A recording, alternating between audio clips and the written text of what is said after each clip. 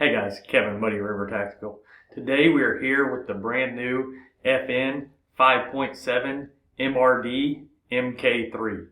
We're going to go over some of the details of this firearm and compare it to the original version and see how it stacks up, as well as kind of compare it to a PSA 5.7 just to show you all your options and see how they vary. Before we get started though, if you have not liked and subscribed to our channel, please hit the like and subscribe button below. We'd greatly appreciate it. Lastly, if you're in the need for any holsters, please check us out at muddyrivertactical.com. We have holsters for these new MK3s as well as hundreds of other firearms, so you can check them all out at our website. In 1990, FN released the FN P90, which was the 5.7 by 28 round. And then later in 1998, they released the 5.7 pistol that you see here to be the pistol version to use that same ammo.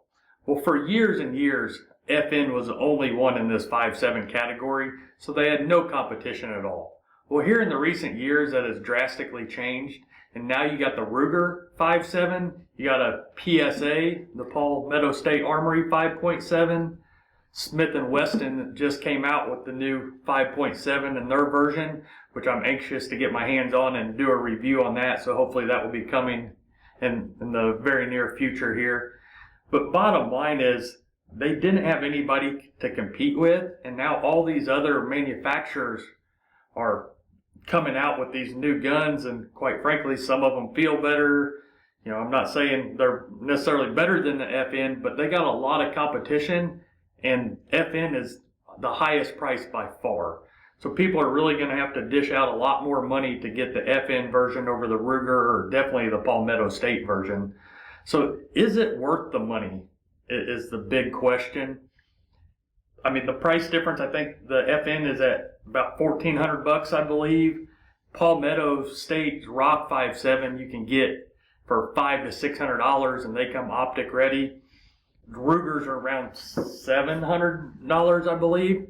So, I mean, it's literally half price or a third of the price for any of the other options. So I just don't know if it's enough of a difference. So today we're going to dive into some of the changes and see what is different and is it worth it or not. So we'll start with the FNs. So between the MK3 and the MK2 that we have right next to it here, there's really not a ton of difference, to be really honest with you.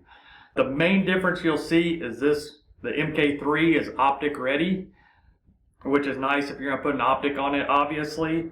And then the MK3 has definitely got a facelift. I think it looks better in my personal opinion. But as far as everything else, it is super similar. The one difference as well is the mags have a different cut on the bottom. So the mags will not work with each other, which kind of sucks, to be honest with you, because if you had the original FN, now you go to the MK3, you just got to buy even more mags. Wish they would have left it where you could at least use those, but they did not. The next thing you'll notice between the two different firearms, like we talked about the facelift, the MK3 has a lot better texturing on it, in my opinion. As you can see here, it's got texturing up where your thumb rides, which I think is a big improvement to me personally. Other than that, the ergonomics and feel of the gun are literally identical. The controls haven't changed. I mean, literally, it's almost the same gun. The slide is a little bit different. The slide serrations are a little bit deeper. My biggest complaint about this gun, not even a performance, but just if somebody goes and spends $1,400 on a gun or $1,200 or whatever you can find one for, when you pick up this gun, it just feels cheap to me. Compared to if you pick up the Palmetto State even, which is the super budget 5.7 option, this feels like a more quality firearm than the FN does, just from first impressions in your hand. So for me, if I was going to spend that much money on a gun, it just really bothers me, to be honest with you.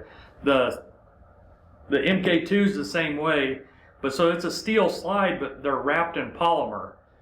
And it just feels cheap, and also to me, it makes the slide just slippery, and the slide serrations just don't work super well, being as it's not metal.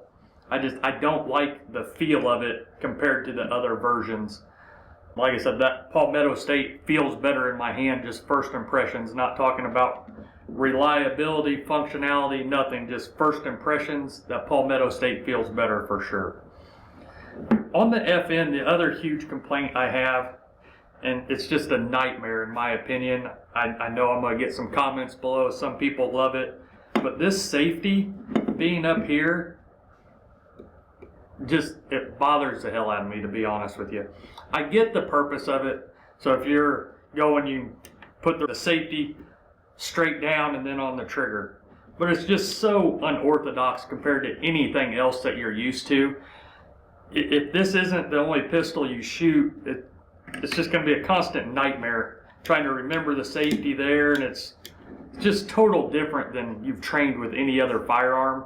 So I really thought when they came out with this gun, they would, in my opinion, make a huge fix and put that in a normal spot like it should be, in my opinion, but they did not. So that's just a train wreck to me, and I know some of you guys will disagree, but that's just my personal opinion on that. The sights are just like the other previous versions. They are raised so they can co-witness most optics you would put on here, and the rear sight is adjustable.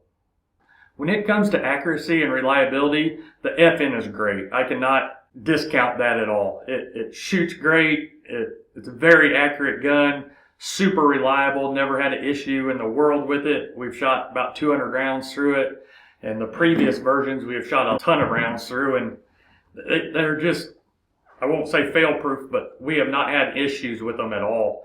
So you cannot complain on that. And the barrel they put in these, it's a super accurate flat shooting gun. So for that, I highly commend them. However, when you start comparing to a Palmetto State, for example, this $500 gun, in my opinion, shoots just as good as this FN does. So that kind of bothers me. From a personal aspect, I get you got FN fans and stuff like that. And I'm an FN fan. I love the 509 and a lot of their pistols. I just personally cannot see the price difference if it was me going from a Palmetto or a Ruger to spend double the money to get the FN. I just can't see it in my mind, and I know some of you will disagree and say you get what you pay for, but after shooting all of these guns, I just can't justify it and can't see a noticeable difference. The other thing is, for me personally anyways, and you can take this as you will, because I'm a type of guy that I don't have super large hands or anything like that. So on Glocks or any of the guns that you can change the back straps, I never change them all to bigger because they all fit my hand good already. So maybe it's just my hand, but the grip on this FN is just really big to me. It doesn't feel anywhere near as comfortable as the Ruger or the Palmetto. The Palmetto, I can get a super good, secure grip on it. It feels good in my hand. When it comes to the FN, I mean, I can get a grip on it, but it doesn't feel near as good. And the way my hand sits, this beaver tail and my thumb there, it doesn't feel necessarily natural right there. And like I said, that's going to vary to individual, but that's just my personal preference on that. And then the other thing, going back to the safety real fast, which obviously I'm not a fan of, the other reason I do not like the safety in that position is when I go to grip the gun and my other hand comes, I always rest my thumb, right in that area where you should. That safety is right where my thumb hits. So when it's shooting, it doesn't feel good resting there anyways. And then it's just rubbing back and forth on your thumb. And you have no good place to put your thumb to really grip the firearm like I normally do there. So I found myself having to adjust my grip to get over that. And it didn't work well. I really can't believe they haven't changed that yet. And maybe it's just me. Maybe I'm super old school and don't like change. But after shooting every other gun that doesn't have that, I just can't make myself like the change of having the safety in some unorthodox position. The controls on this FN MK3 are not ambidextrous, so the slide release is only on the one side. The safety is ambidextrous on both sides. And then the mag, it's got an extended mag release right there that works really well. It's got the front Picatinny rail just like the previous versions. However, you can see between the two there, the new one kind of tapers back at the front. So it's just got a little different look, and to me, just looks way better than the original one. The trigger on this gun, we'll look at it real quick, has very little take up and then a solid wall. And then just a clean break. And then the reset is super quick and right back to a clean wall. That is one thing I will give FN. It's got in my opinion, a super good trigger in this MK3. So I cannot complain about that at all. Overall, I really enjoyed shooting this gun. It's a great gun. I do have my gripes about it, obviously. The safety being the biggest one out of any of them. And then the polymer around the slide really bugs the hell out of me. It just makes the whole gun feel cheap.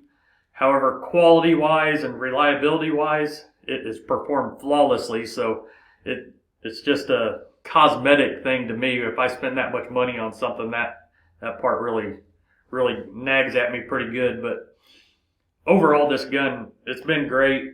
I just, in my personal opinion, cannot justify the extra money to go to it. If you're an FN fan, it's a great gun, and by all means, you're not going to go wrong with this firearm for sure. But now that there's competition in this 5.7 market, I just think they didn't add enough features to this firearm and fix enough things to warrant being double the price of all the competitors. So I think that's a hurdle that they're going to have to overcome for sure, and I'm sure I'm not the only one that thinks that. I was hoping on their new version somebody would come out with a more compact version of a 5.7, because a 5.7 is an awesome round. But I mean, this is a super full-size gun, so it's definitely not a concealed carry market gun or anything like that. But if you're in the market for a 5.7 and you got the extra cash to dump and you don't mind paying double of the competition, the FN is definitely a great gun, and you should definitely go look at it. It does have its flaws, but every gun has its flaws depending on who you are. Until next time, keep practicing and always be prepared.